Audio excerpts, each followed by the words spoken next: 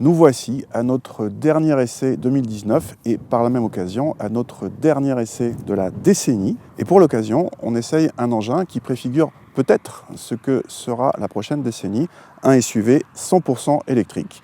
C'est l'Audi e-tron. Alors passons sur les blagues pour la nomenclature.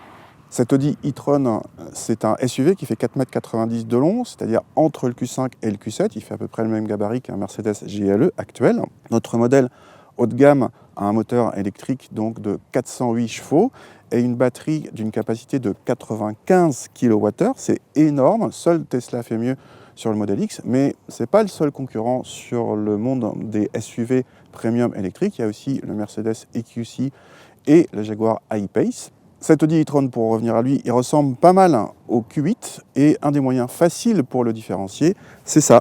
C'est ces rétroviseurs caméra. Alors attention, ils ne sont pas en série, ils sont en option à 1 850 €. En série, vous avez des rétroviseurs normaux.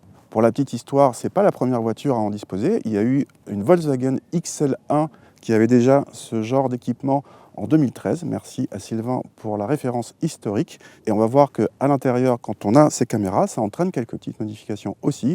Et c'est là aussi peut-être le futur. La grosse nouveauté donc avec ces caméras vient de l'apparition d'écrans situés dans les portières, juste en dessous de la vitre, de façon la plus proche possible pour l'œil d'un rétroviseur normal. À l'usage, on a quand même tendance à regarder d'abord la caméra, donc pas au bon endroit, puis de descendre le regard vers l'écran. On y perd quelques fractions de seconde, mais peut-être qu'après quelques temps on s'habitue. On aurait en revanche pu espérer un écran plus grand et une vue plus grand angle. Pour le reste, on retrouve, comme sur le Q8, le principe du double écran central tactile avec retour haptique, un combiné évidemment numérique et largement personnalisable, l'ensemble proposant évidemment des menus spécifiques aux électriques. Notez que le levier de vitesse est en trompe-l'œil et que seule la partie chromée est mobile, on s'y habitue assez vite. La qualité de présentation est clairement flatteuse, digne du positionnement premium de l'engin, et on apprécie la richesse de l'équipement sur notre modèle d'essai haut de gamme.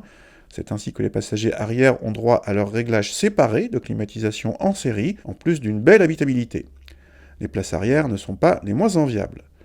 Le coffre dépasse les 600 décimètres cubes selon nos mesures, soit un très bon score, même si le Model X fait encore mieux.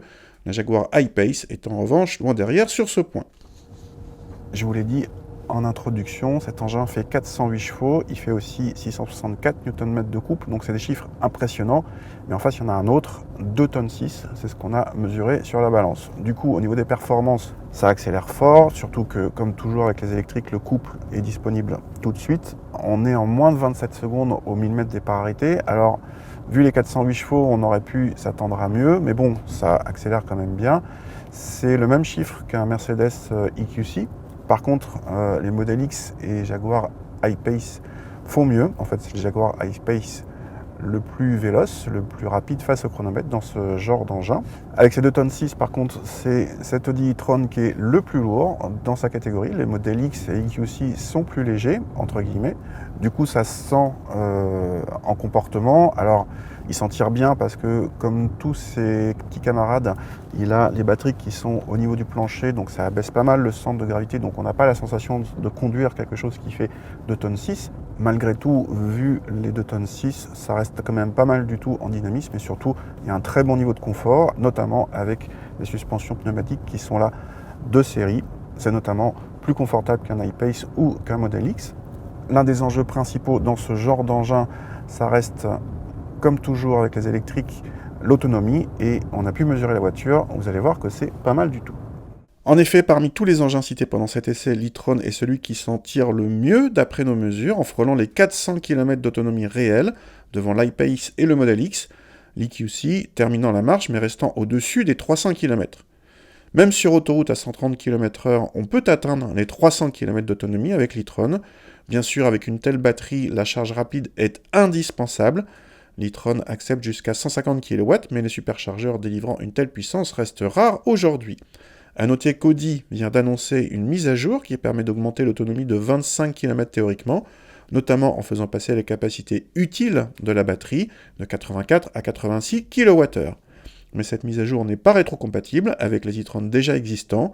En revanche, tous les e-tron Sportback, c'est-à-dire la variante coupée de l'e-tron, en seront dotés. Pour finir, si les 107 000 € de notre modèle d'essai vous paraissent trop élevés, à juste titre c'est le plus cher de toute la bande, Sachez qu'il existe également une version moins puissante, dotée de 313 chevaux seulement et 71 kWh seulement en batterie, et qui descend à 72 000 €. C'est alors le moins cher parmi tous les concurrents cités.